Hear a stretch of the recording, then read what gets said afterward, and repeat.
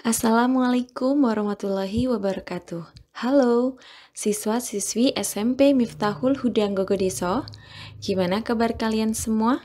Semoga dalam keadaan sehat dan masih tetap mematuhi peraturan pemerintah untuk selalu menerapkan protokol kesehatan ya.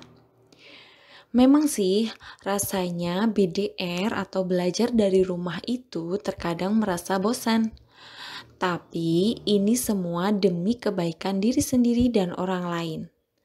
Tidak apa-apa berdiam diri dulu di rumah selama beberapa bulan daripada harus jatuh sakit dan masuk rumah sakit. Nah, biar kita tidak mudah ngantuk atau tidak mudah terganggu dengan hal-hal negatif, berikut kita bagikan cara-cara belajar efektif selama di rumah. Yang pertama, mengatur waktu belajar.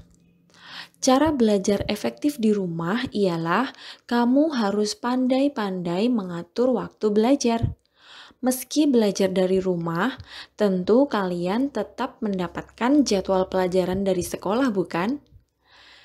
Nah, selalu alokasikan waktu belajarmu sesuai jadwal pelajaran dari sekolah ya.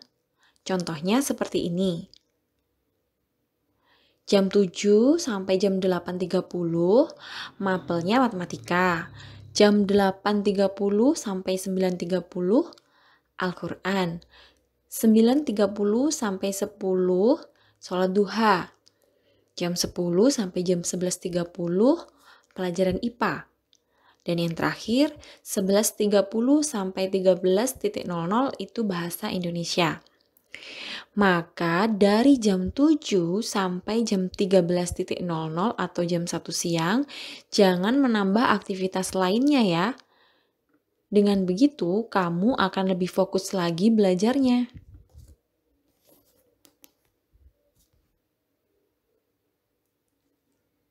Selanjutnya, nomor 2. Rapikan meja belajar. Setelah menentukan waktu, cara selanjutnya ialah dengan merapikan meja belajar. Gimana kamu mau rajin dan semangat kalau meja belajar kamu berantakan? Makanya, momen ini pun bisa sekaligus kamu gunakan untuk ajang bersih-bersih dan membuang benda-benda yang sudah tidak diperlukan. Pastikan meja belajar kamu cukup luas dan lengang supaya kamu bisa belajar dan berkreasi dengan bebas. Sediakan juga tempat sampah di dekat meja belajar. Terakhir, supaya ada sedikit penyejuk, kamu bisa meletakkan tanaman hias atau akuarium kecil. Yang ketiga, cari tahu cara belajar yang sesuai. Cara belajar setiap orang itu berbeda-beda. Ada yang senang belajar sambil mendengarkan musik, ada yang butuh ketenangan, ada pula yang senang sambil ngemil. Nah, mencari tahu cara belajar yang sesuai dengan kamu ini bisa menghindarkan kamu dari kantuk atau rasa malas yang menyerang. Dengan bersantai dan rileks, belajar pun bisa jadi lebih efektif loh. Selanjutnya nomor 4. Cari media belajar yang tepat. Selain mendapat materi-materi belajar dari sekolah, selama belajar daring pun, kamu tentu harus tetap membekali diri kamu dengan media-media belajar lain yang tepat. Misalnya saja seperti aplikasi video, ruang guru, dan media belajar lainnya. Tentunya belajar jadi lebih menyenangkan dan tidak akan mudah bosan. Yang kelima, belajar bareng teman. Nah, di zaman yang serba canggih seperti ini, kalau kamu mau belajar bareng teman, juga tidak harus dengan ngumpul bareng kok.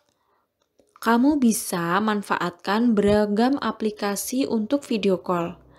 Dengan belajar bareng teman-teman via video call, mungkin kamu jadi lebih semangat. Rasa kantuk dan bosan pun pasti tidak akan ada. Kamu bisa mengajak beberapa teman dan jangan lupa tentukan jadwalnya dahulu ya. Nah, itulah tadi cara-cara belajar efektif di rumah selama pandemi COVID-19. Semoga bermanfaat ya anak-anak. Jangan lupa dipraktekkan. Terima kasih. Assalamualaikum warahmatullahi wabarakatuh.